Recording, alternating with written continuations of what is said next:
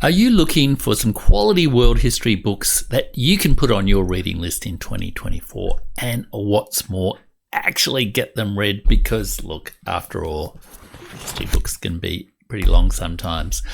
Well, I've got 3 really great history books, and what's more, an actual bonus piece of advice on one of the best ways you can make sure you get them read. You can tick them off on your reading plan for this year. And these are 3 quality world history books that really present world history in all its diversity, with empathy, compassion, and without judgment about all its wonderful variety and surprises. And what's more, they are books that you can read. You don't need a history degree like me to do it.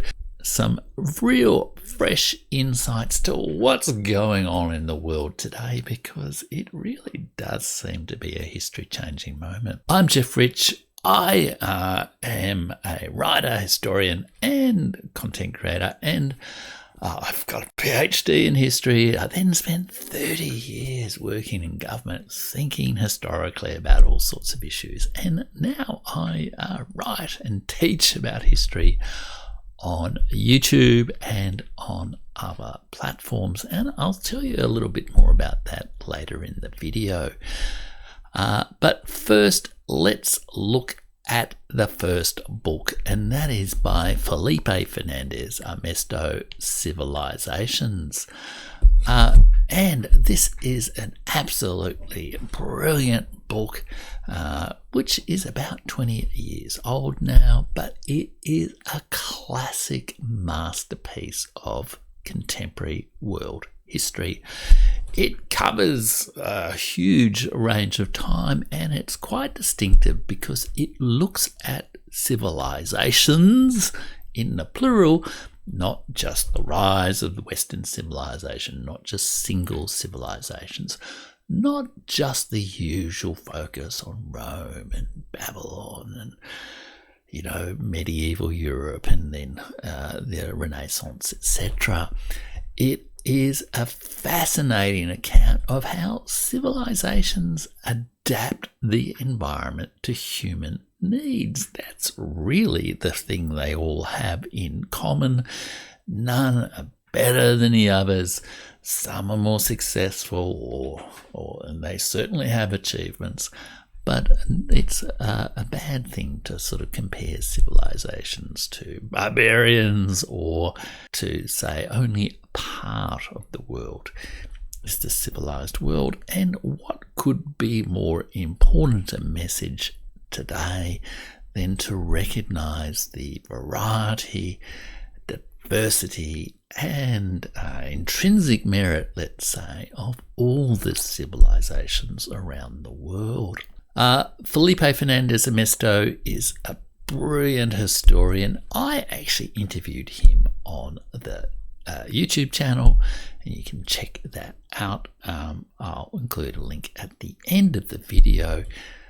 His book provides a brilliant introduction to world history if you're just getting into it, because it gives a kind of a world tour of all the places where history's occurred, all the different environments, and with a non-judgmental perspective about the many varieties of civilization. And the impact on the environment of all these civilizations around the world, especially, I guess, the industrial civilization of the West, which we still live in since 1800, is also explored in my second book, which is by Peter Frankopan.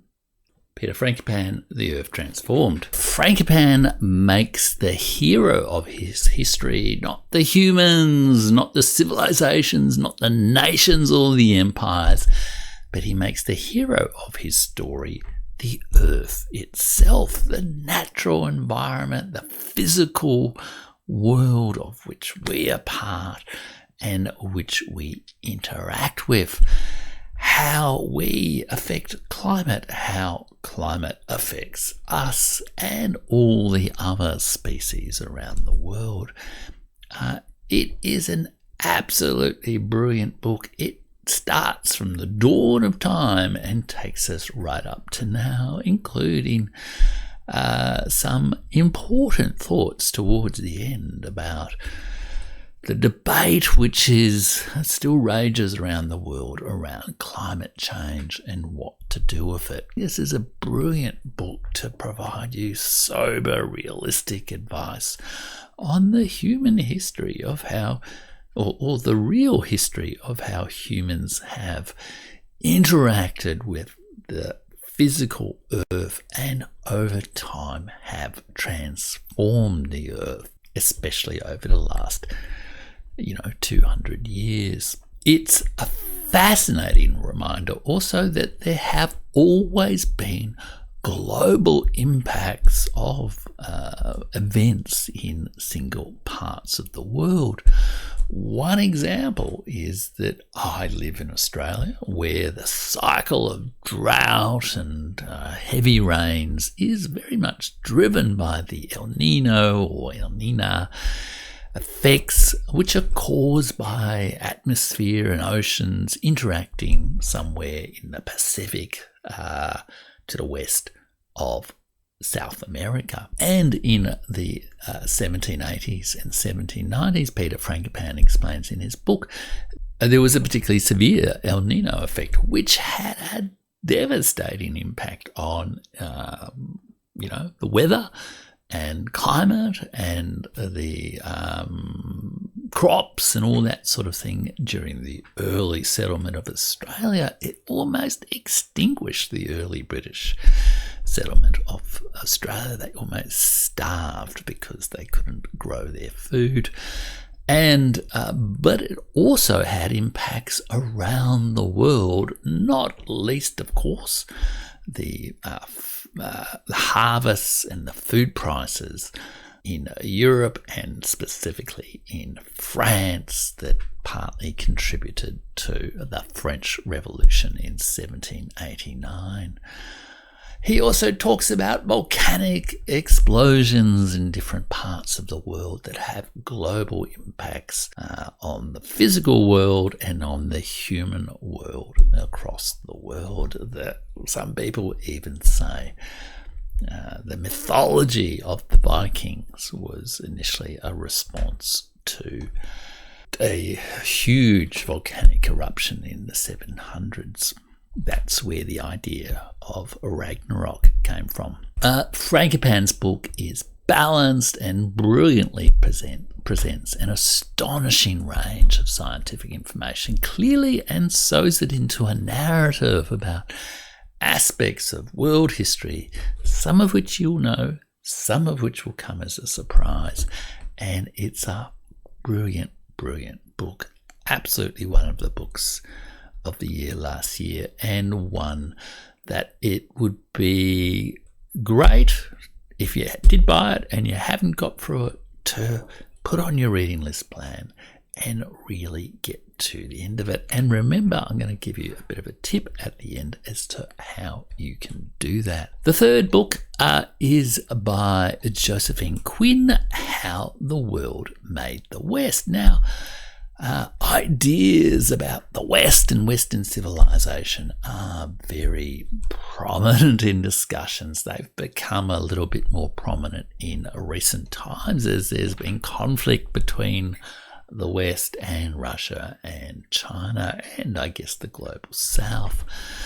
And they are often accompanied by assumptions of superiority of Western civilization with a narrative of the rise of the West and its unique killer apps, I think, as the historian Neil Ferguson once described them. Over the last couple of decades, historians around the world have really done an enormous amount of work on this traditional story and revised it totally and thoroughly. In this book by Josephine Quinn, this will get the a very different story to the story of the rise of the West. We will get the story of how the rest of the world actually made the West, contributed the ideas to the West, contributed the contact and the exchanges and all the rest of it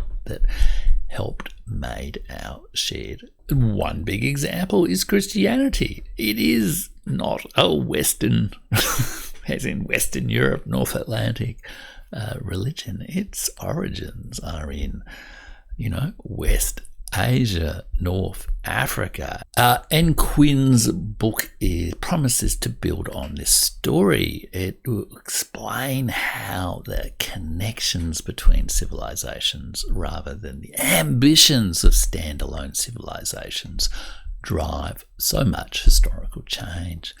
Now, this book, unlike the rest, I haven't been able to read yet. I have read a bit of a preview in Naosi McSweeney's book, The West, A New History of an Old Idea from 2019, which argued that the idea of Western civilization is largely mythic, that the modern West does not have a clear and simple origin in classical antiquity and did not develop through an unbroken and singular lineage from there through medieval Christendom, the Renaissance, and the Enlightenment to modernity. And in fact, she tells the stories of individuals who contributed the ideas of the West but were not of the West. And she foreshadows in her book, this forthcoming book by Josephine Quinn, How the World Made the West.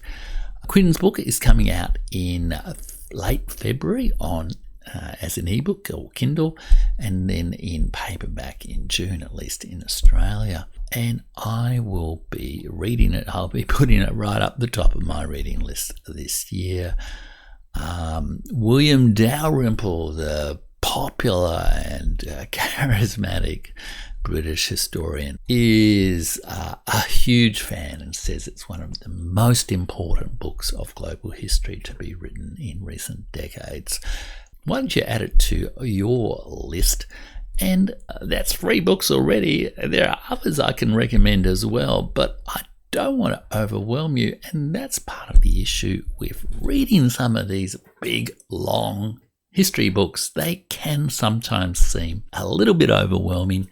There's so much information to absorb. There's a lot of debates. There's all the different perspectives, the different characters to get to know. So how can you do it? Because I really believe you can do it. You don't need to be a history PhD to read, enjoy, and benefit from these books. You can use them yourself to come to your own independent judgments of the world.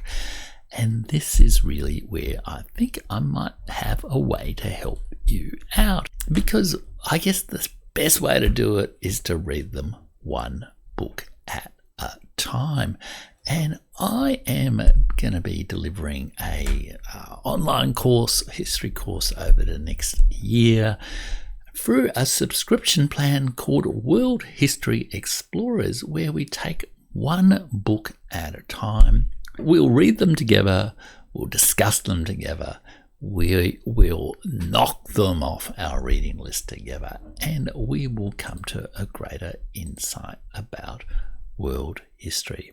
And if you would like to join me on that journey, why don't you check out the link to my new program, World History Explorers, in the description below and in the pinned comment. If you're curious about Felipe Fernandez Armesto's perspective on world history and civilizations, why don't you check out my wonderful interview with him from 2023 right here. Thanks for watching.